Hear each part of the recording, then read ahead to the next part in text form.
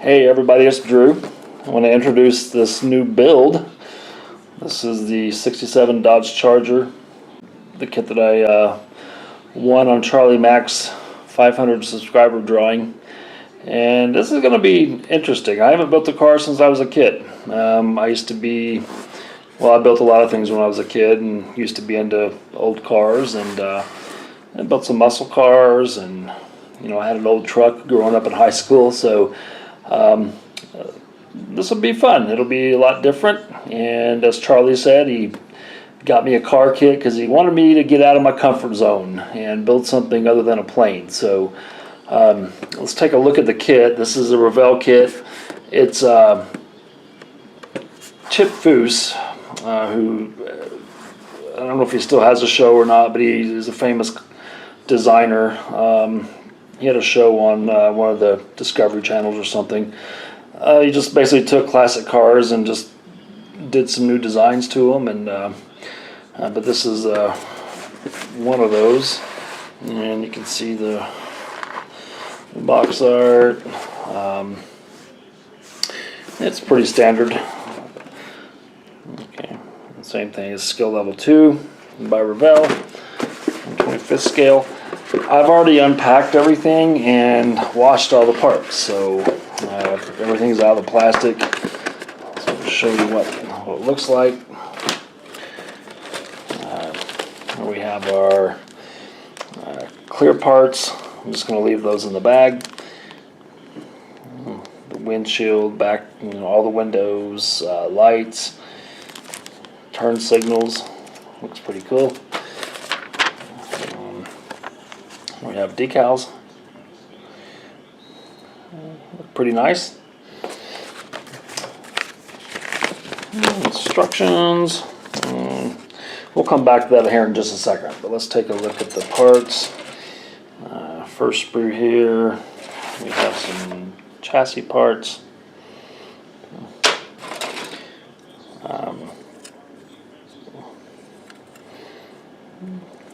Got a hood.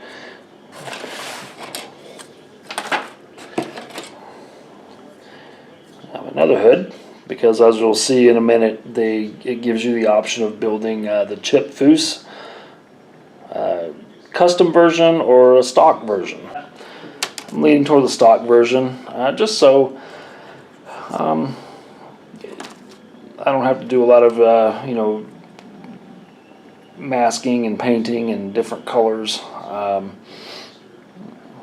Okay, so there's hood there. The chassis piece. Here's the body.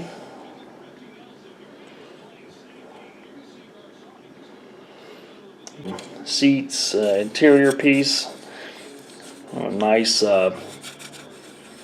texture there.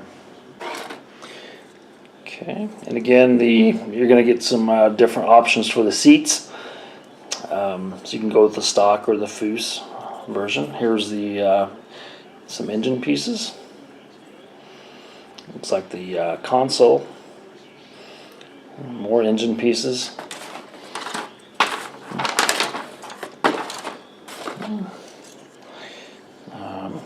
Some more seats. Again, a couple different options you can pick from. Here's the interior, or the sides. It's really nicely molded. There's your headers, battery, and then we got chrome parts. Okay. Nice and shiny. Some valve covers there. Your front grille. I guess you got a couple different options for the front.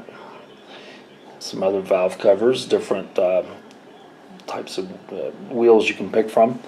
So there's a lot of parts, but since you got two different versions they give you, you're not going to use them all, of course. The tires here. Boy, those are nice. Let me pop this open real quick. Whoop, sorry about that. Yeah, look at those. That's really cool. It'd be kind of neat if they started doing that with airplane kits. You know, putting in, at least for 1/48 scope kits, actually making, you know, some vinyl tires. And here's the another set of tires. I believe, you know, one of them's going to be, of course, for the stock, and one of them's going to be for the custom. Okay, well, that's it. And instructions is pretty typical. I'm not going to go through everything. I will when I build. You start with the engine and get all that done. And again, it gives you, you know, for example, it gives you Foose and stock. So you can see the valve covers, depending on which one you choose, and it tells you what to use. And painting manual, decal placements. So yeah, I'm looking forward to this. It's going to be fun. Definitely something I'm not used to building, and something to get going on here soon, guys. Thanks a lot, and I will post a update video here shortly as I progress through a model car. Thanks, guys. Take care. Bye-bye. Alright guys, welcome back. So I finished up the engine, and sorry I didn't have any in progress pics. I thought my camera was running, but it wasn't. But basically, it went together really well. I brush painted the orange, and I just used some Testors, you know, square bottle orange enamel. Use that, and for the transmission, I used Tamiya X10 gunmetal. Okay, and for the headers, I used just Tamiya X16 flat aluminum. And I think it came out okay. I read somewhere that, or saw another builder, that carburetors on these cars back in those days were painted gold, so I had some Tamiya gold paint. The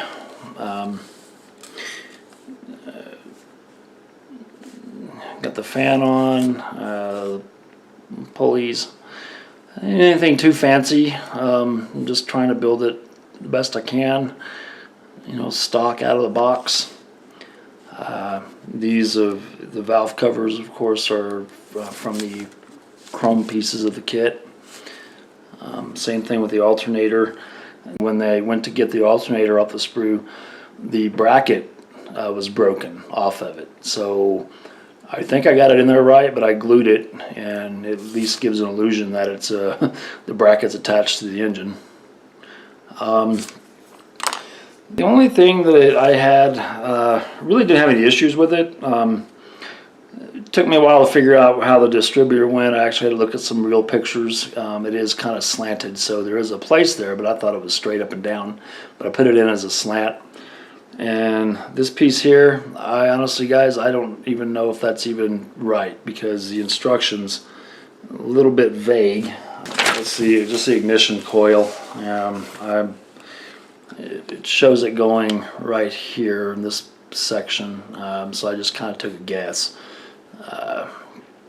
Anyway, so hopefully it'll be all right.